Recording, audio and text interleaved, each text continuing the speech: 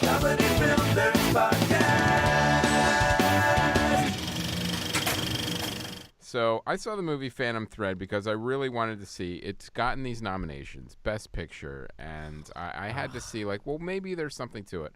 Here's how I went into it. I went, well, maybe it's one of those movies that the trailer doesn't do it justice, and it's the kind of movie that I may not be that interested in. Like, I thought of, like, The King's Speech. Like, when I first heard about the movie, I'm like, I don't know how great this movie's going to be. That doesn't really interest me. A guy just learning how to talk, big deal.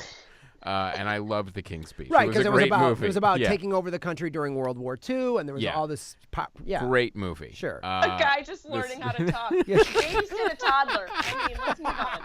Yeah. This should be a 10-minute movie. Just sound it out, and we move on. Phantom Thread, not one of those movies. Oh my God. If you like watching people try on clothes for close to 2 hours, you're either a weirdo or you work at the Gap.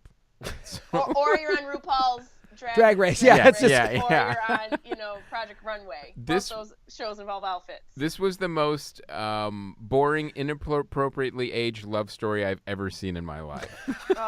That's on the Just movie gentle, poster, Yes. right? Throbbing and Just- humping each other just over clothes. Like Daniel Day-Lewis, like even in his acting, he actually acts like he's older. Like he literally, like he moves slowly and like weird, like almost decrepitly. I'm like, okay, well now you're looking like you're in your 60s, and now your girlfriend is in her 20s. So now it's also not only is it creepy, he's completely unlikable in this movie. Whoa, he's bashing Daniel Day-Lewis? I know. Y'all should have completely. a sound alarm. Yeah. I will say this. He's nothing to do with his acting ability. It's the character he was playing, completely unlikable, completely. But Paul Thomas Anderson, I don't know how he did it. He made Daniel Day-Lewis boring. It was unbelievable. Like this was like. The height of the scenes was stuff like, the girl she's buttering her toast too loudly. And, like, that's the big conflict scene of, like, he's like, you're buttering your toast. There's too much movement at breakfast. That's like, there's, like, lines like that in the movie. And you're like, and at that point I was thinking, too much. Yeah, there's lines like that little in the too movie. much movement. Yeah. I had burrito. Sorry, Dad. Yeah. It's just like, So at some point I'm thinking, is this am I supposed to kind of- drink my juice with a straw so I don't pick up the glass? Like, Yeah, I mean, come on. There was a lot of movement in the bed last night. I heard a lot of sounds. Like it really felt like almost like, well, is this some kind of weird satire or parody that's being missed? And like are we parodying movies shot in London in the 50s? It's nothing happens through 90% of the film. It's a lot of really boring dialogue. But even like their first date was so weird. Like you see in the trailer, they go to a toast store. Like have that would be great. I like this toaster. Will you buy it for me? Will you have dinner with me? And then she goes, yes. Everything is like overly dramatized. But then the date progresses. Like he takes her back to his place, and since he's a dressmaker, he like makes her strip down. And is like, may I measure you? And I'm like, what kind of weird? I'm out the house. Yeah, I'm out the exactly. house. Yeah, what kind of weird? I'm texting my friend. Yeah. Like, this motherfucker wants to measure me, bitch. Pick me Yes, up. yes. It's like it goes, well, now is this some weird Silence of the Lambs date? Like, God. Yes, it like is. weird. Yes, it is. Yeah. Yes, it is. He's measuring me to eat me. This is what it feels well, like. clearly Yeah. that'll be the court. The court, he'll be in like, why did you kill her? The toast was too loud, and so I had to wear skin. Yes, Yeah, yes. motherfucker killed me because the toast was too loud. They'd have to answer to Joe Peluso. Yeah. So The toast was Too loud. It a little was- loud with the toast. it was honestly one of the most boring movies I've ever seen.